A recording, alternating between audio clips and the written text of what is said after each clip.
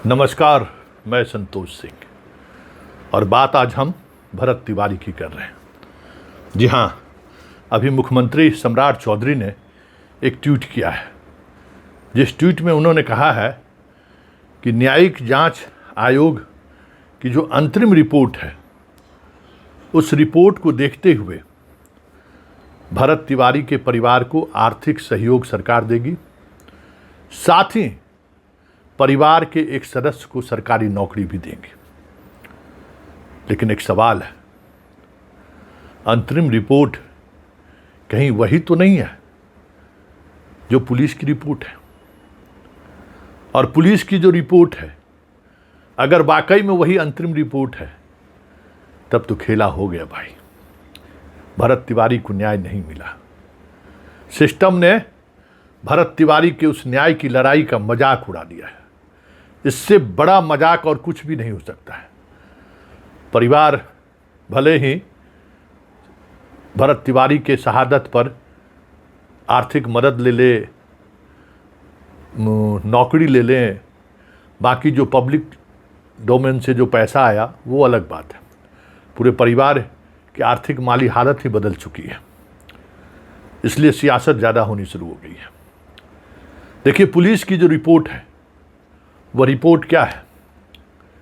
जिस रिपोर्ट के सहारे एसटीएफ के जवान की गिरफ्तारी हुई है, गैर इरादतन हत्या। मतलब पुलिस ने जो फायरिंग की थी ना, उसमें कहीं दूर दूर तक इरादा नहीं था भरत तिवारी को गोली मारना। कोई इरादा नहीं था, और मौत की तो बात ही नहीं थी। मारना तो इनकाउंटर तो था ही नहीं, समझ गए ना? भरत तिवारी का इनकाउंटर हुआ ही नहीं, वो तो भूल बस गोली उनको लग गया। 5 गोली जो उनको लगा है, वो भूल बस लग गया। मतलब हाल के दिनों में विधायक राजू सिंह को याद होगा, दिल्ली में घटना घटी थी 31 दिसंबर की रात में। वो हर्ष फायरिंग कर रहे थे, जिस दौरान उनके दोस्त की पत्नी को गोली लग गई, और वहाँ दिल्ली कोर्ट ने उनको गैर इरादतन मर्डर के चार्ज में उनको सजा दिया था, जिसमें तुरंत हाई कोर्ट से बेल मिल गई उनको और स्टे भी हो गया। नवजोत सिंह सिद्धू की घटना याद होगा, स्कूटर से जा रहे थे और वहाँ जो हुआ वही बात। मतलब गैर इरादतन, मतलब गैर इरादतन हत्या का मतलब क्या है आप समझ सकते हैं। राजू सिंह हर्ष फायरिंग कर रहे थे, जिस फायरिंग के दौरान उनके दोस्त की पत्नी को गोली लग गया। नवजोत सिंह सिद्धू स्कूटर से जा रहे थे, उसी दौरान विवाद हो गया, थप्पड़ मारने के बाद वो गिर गया और वो मर गया। लेकिन भरत तिवारी को क्या थप्पड़ मारने से मौत हुई है? क्या भरत तिवारी पर जो गोली चला था वो हत्या का उद्देश्य नहीं था? उन पर जो 5 गोलियां चलाई गई थी, क्या उस गोली के पीछे पुलिस की मंशा नहीं थी कि उनको गोली मारा जाए? जबकि पोस्टमार्टम रिपोर्ट में साफ लिखा हुआ है कि बहुत करीब से फायरिंग हुई है। माँ जो आसपास के गवाह हैं, उसने पूरी तौर पर इस बात को मजबूती से रखा है कि भाई हमने देखा है कि किस तरीके से भरत तिवारी अपना पिस्टल रखते हैं और उसके बाद पुलिस पकड़ कर ले जाती है और गोली मार देता है। उसके सोशल पेज पर भी ये वीडियो था, जो वीडियो अब दिखाई नहीं देता है। सारे वीडियो डिलीट कर दिए गए हैं घटना के दिन, जिस तरीके से चीज़ें हुई। मतलब यह सरकार के तरफ से जो सहायता राशि देने की बात है, या फिर जो आश्रित को नौकरी देने की बात है, कहीं इस इनकाउंटर में, इस फर्जी इनकाउंटर में डीएसपी और थानेदार को बचाने की साजिश तो नहीं है? क्योंकि डीएसपी ने कहा है कि एक फ़ोन आया और हम फ़ोन रिसीव करने के लिए मुड़े कि अचानक हम गोली की आवाज़ सुने। हमने गोली चलाने का आदेश नहीं दिया है। थाना प्रभारी ने भी कुछ ऐसा ही कहा है। तो क्या इस पूरे इनकाउंटर का जो जिम्मेवार है, या पूरे इस इनकाउंटर में जिसने भरत तिवारी को मारा, फर्जी इनकाउंटर में मारा, उसको पुलिस और सरकार बचा तो नहीं रही है? यह आश्रित को पैसा और नौकरी प्रलोभन तो नहीं है? परिवार मान ले, और मान लेगा ही। जिस तरीके से खबरें आ रही हैं, वो खबरों का कमोबेश उसी दिशा की तरफ इशारा कर रहा है। लेकिन भरत तिवारी जिस वजह से शहीद हुआ, भरत तिवारी जिस मुद्दे को लेकर लड़ाई लड़ा। भरत तिवारी ने जिस तरीके से अपनी बातों को पब्लिक डोमेन पर रखते हुए पिस्टल उठाया, क्या उन बातों का कोई समाधान निकल पाया गया? देखना दिलचस्प होगा कि न्यायिक जांच आयोग का पूरा रिपोर्ट क्या आता है। बात तो समझ में आ गई, जो आज सम्राट चौधरी के ट्वीट से समझने की ज़रूरत नहीं है। वो समझा, सब कुछ तय है। उनका चुनाव से पहले मिलना, फिर डीएसपी को वेटिंग फॉर पोस्टिंग में लाना, उसके बाद एसडीओ को हटाना, वो सब बांकीपुर चुनाव के दौरान ये सारी घटना घटित हुई थी।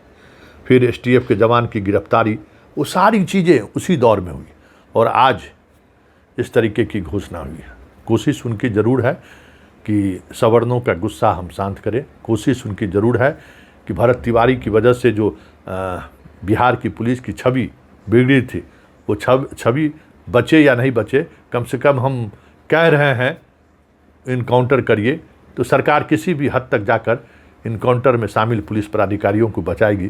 क्या सम्राट ये संदेश तो देने की कोशिश नहीं कर रहे हैं?